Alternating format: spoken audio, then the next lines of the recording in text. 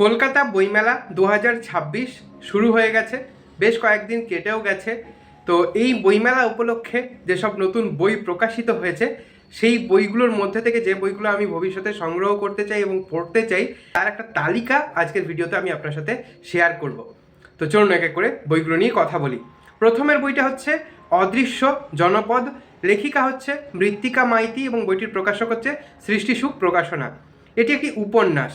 পরের বই হচ্ছে দাঁড়াবার জায়গা, লেখক হচ্ছেন সুরজিৎ বসু এবং বইটির প্রকাশক হচ্ছে উড়ান প্রকাশনী।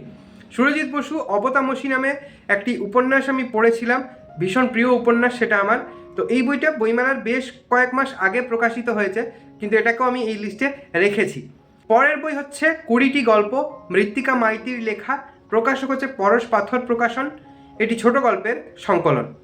পরের বই হচ্ছে হুলকি পাখির ডাক, লেখক হচ্ছেন জশুয়া বোধিনেত্র এবং বইটির প্রকাশক হচ্ছে শালিধান প্রকাশন।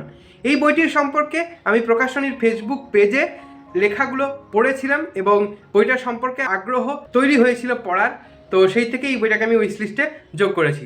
পরের বই হচ্ছে বৈদ্যনাথ মুখোপাধ্যায়ের ঐতিহাসিক উপন্যাস সমগ্র, প্রকাশিত হয়েছে আখর কথা প্রকাশন থেকে। বৈদ্যনাথ মুখোপাধ্যায়ের ঐতিহাসিক উপন্যাস বেশ জনপ্রিয়, তার অনেক উপন্যাস বর্তমান পত্রিকার শারদীয়া সংখ্যায় অনেক আগে প্রকাশিত হয়েছে, তো সেই উপন্যাসগুলো বেশ জনপ্রিয়। তো এই বইটাও আমার পড়ার ইচ্ছে আছে। পরের বই হচ্ছে সচল বাড়ি, লেখক হচ্ছেন অমিতাভ দেব চৌধুরী, বইটির প্রকাশক হচ্ছে তবুও প্রয়াস।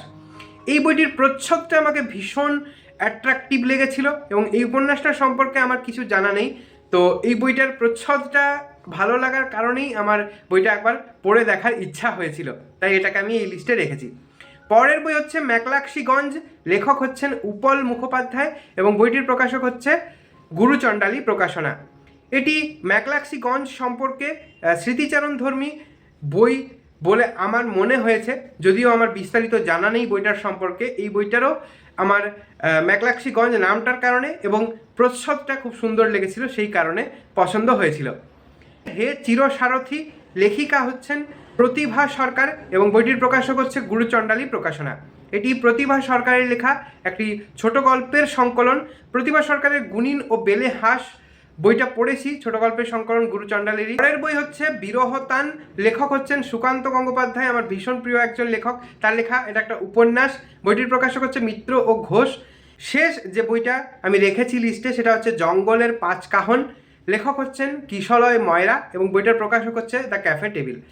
জঙ্গল বিষয়ক বা জঙ্গলের উপস্থিতি আছে এরকম লেখা পড়তে আমার ভীষণ ভালো লাগে।